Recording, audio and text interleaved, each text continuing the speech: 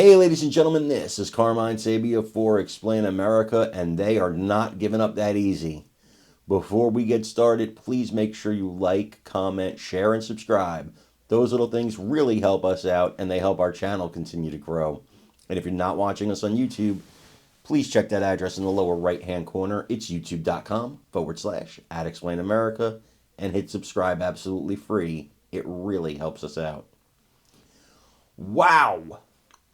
Jack Smith and the Democrats not giving up. Jack Smith today releases his report, and he says he had enough evidence to secure a conviction against President-elect Donald Trump. Well, of course he said that. He's the prosecutor. That's his job to say that. That's not a trial. It's not evidence of anything. It's not proof of anything. It doesn't say that Trump would have been convicted. It's a prosecutor's opinion, and the media treating it like gold. You got some people saying, well, maybe this is the thing that could stop Trump from getting the presidency. No. The Electoral College met. The votes have been counted by the Congress.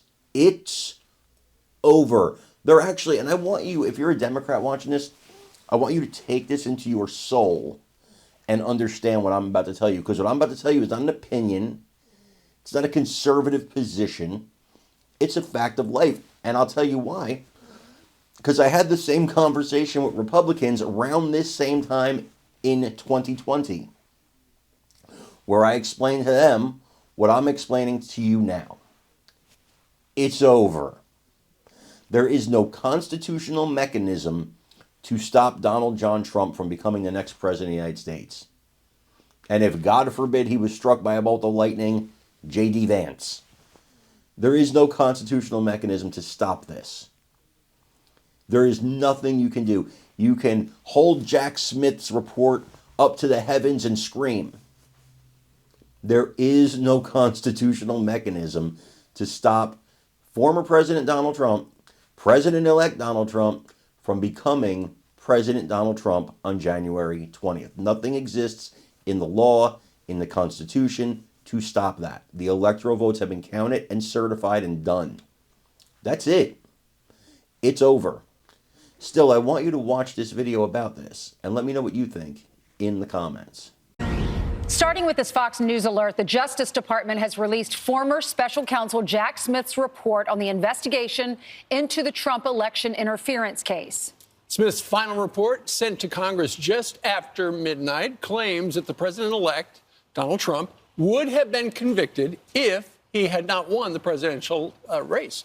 Smith writing, quote, "It has long been the department's interpretation that the Constitution forbids the federal indictment of a prosecution of a sitting president. But for Mr. Trump's election and imminent return to the presidency, he's talking about his own office, the office assessed that the admissible evidence was sufficient to obtain and sustain a conviction at trial." Trump, who had tried to block the report's release, responded on Truth Social saying, quote, "Deranged Jack Smith was unable to successfully prosecute the political opponent of his boss, crooked Joe Biden. The voters have spoken." All right. The newly released report is one of two volumes put together by Smith. Here we go. Volume 2 is regarding the classified documents case.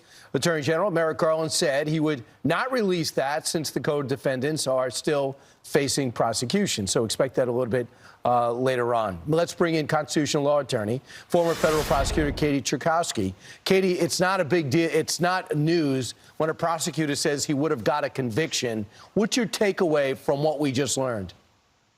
Well, that's absolutely right. This is nothing more than a prosecution on paper. It's every prosecutor's dream. You have no rebuttal. You have no cross-examination. You don't actually have to prove this case.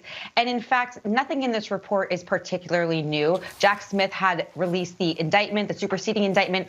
All the same facts are there. The American people overwhelmingly voted for President Trump, knowing all of what he claims would have sustained this conviction on these unprecedented charges. So quite frankly, this is just a partisan effort at lawfare, yet again, couched in legal jargon. So, Katie, he focuses on a couple things. He said that he had to do this, had to prosecute the former president, now president-elect, because there were other J6ers that were prosecuted. He then goes on and says that he had to do this criminally because the political act of impeachment wasn't enough. But the thing that got my attention was number 3, when he talks about when the president said peacefully and patriotically protest. But he says the president said fight, fight, fight 10 times after that. He hinged it on fight, fight, fight.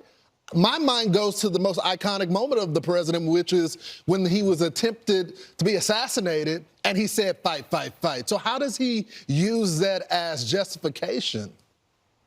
Well, there is obviously no smoking gun evidence here. And as you pointed out, all of these supposed pieces of evidence are subject to interpretation, which is exactly the point of our adversarial system, exactly the point of actually confronting the prosecution's evidence with the rebuttal, such as what you just mentioned. So again, the underlying issue with proving this case was always going to be to prove the criminal intent of Donald Trump. And that hasn't been established by this report, and I don't think it would have been established in a courtroom with any sort of due process. But certainly, I think this is just a shame that this was released. I think that it is just pure lawfare and serves absolutely no purpose but to undermine Americans' confidence in the justice system one last time here.